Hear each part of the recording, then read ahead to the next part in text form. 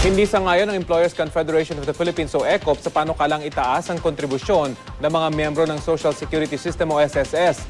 Ayon kay Attorney Antonio Abad, miyembro ng ECOP Board of Governors, dagdag pasanin sa mga employer ang dagdag kontribusyong hinihingi ng SSS.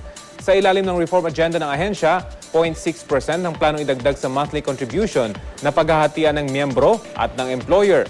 Ayon sa ECOP, dapat isaalang-alang kung kakayanin ito ng maliliit na negosyo at industriya.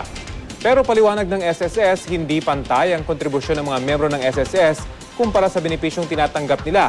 Kaya kailangang itaas ang contribution rate. Ang buhay ng SSS ay up to 2039, which is 27 years. Yun na nga yun. So, kung gusto natin maging sustainable yung fund, kailangan natin dahan-dahan i-increase yung contribution rate. SSS is saying that after they have increased the monthly contributions, they're going to increase likewise the benefits.